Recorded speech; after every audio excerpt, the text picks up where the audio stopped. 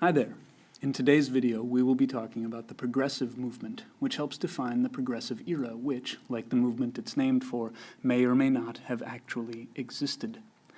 Now that may sound like a joke, but it's actually the source of an important debate, one that helps us figure out how and why people did what they did. That said, you're encountering the first American use of a word which has taken on a host of ambiguous meanings over the course of its lifetime. Either way, if it existed, the progressive era lasted from around 1890 or so to the beginning of World War I, which helps us place it in time as overlapping with, and in a way supplanting and certainly responding to, the Gilded Age. What just about everyone agrees on regarding progressivism is that it emerged, if it emerged, as a response to the enormous changes that characterized the Gilded Age.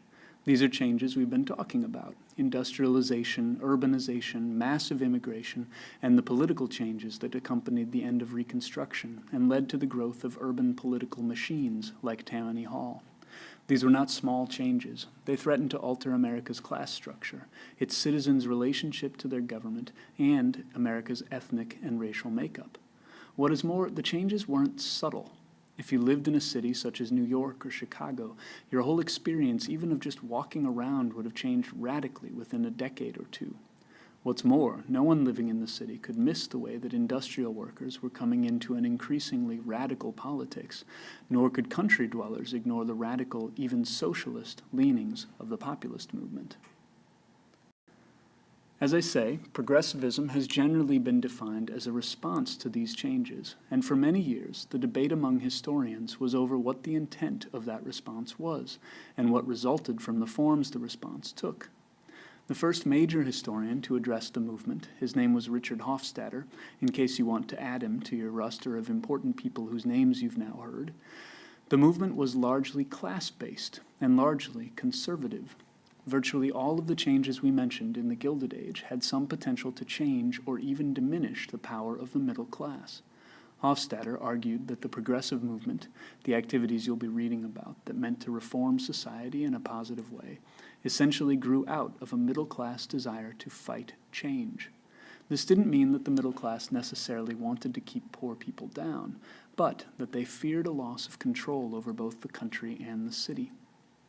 Their activities, then, were intended to form a responsible elite who could help people who needed help without risking the explosions of class conflict, revolution, or chaos.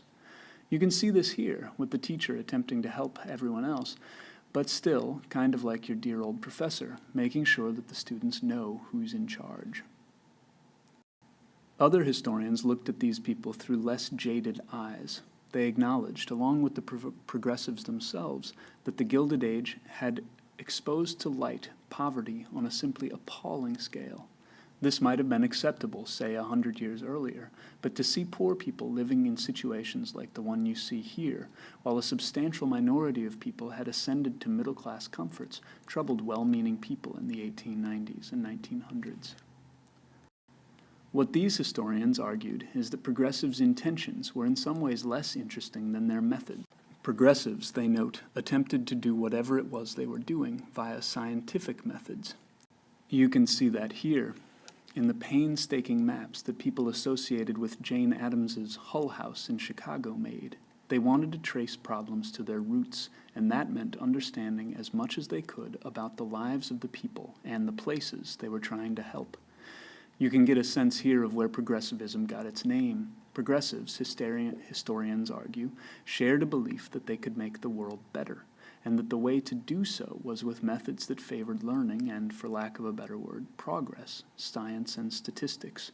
One assumes that if they saw something bad on a map and were able to map it out, then they could use that map to improve the lives of the people who live there.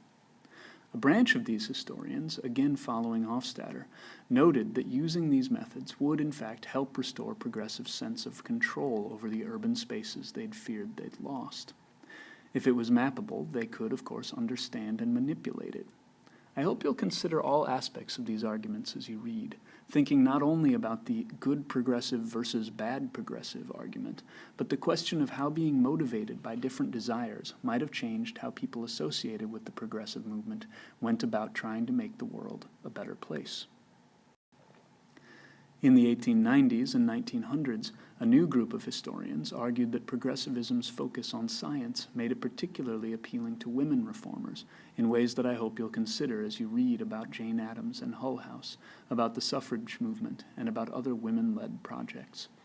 Historians of women's history have noted that involvement in progressive campaigns helped train and encourage women to venture into public life and ultimately into politics. You might consider, first, how true that is, and second, if it's true, what sort of politics that progressive experience in urban reform helped guide women toward. Either way, it may be useful to note that one of progressivism's most controversial and interesting campaigns was in favor of making birth control widely available, a project that combined science, social reform, and women's experience both inside and outside of the home. Now, if all of that sounds decently comprehensible, the sorts of things that scholars could reasonably debate given their politics and perspectives, great. But in the 1970s, a number of scholars threw a wrench in historians' projects, claiming that the emperor had no clothes, that progressivism was essentially meaningless. It took a while for historians to get a handle on this argument, seeing how thoroughly they'd imbibed the notion that the late 19th and early 20th centuries were, capital P, progressive. But the critics had a point. People labeled progressive included Jane Addams, a world-renowned peace activist, and Teddy Roosevelt, who never met a war he didn't like. Roosevelt, who wanted American women to have more babies, and Margaret Sanger, who advocated birth control, and Roosevelt again, a Republican president, as well as Woodrow Wilson, a Democratic president, not to mention the fact that Wilson, a white supremacist, and Ida Wells Barnett, an anti-lynching advocate, made strange bedfellows. If that's a movement, it's less of a boat than a blob, lurching in all directions. You might also notice that the common denominator in a number of these fights was Teddy Roosevelt, who contained multitudes and probably would have transcended any movement he joined, for better or for worse, but still. Noting these divides has helped encourage historians not only to rethink their premises about whether or not progressivism was a movement, much less an era, but to consider how progressivism, again, if it existed, actually operated.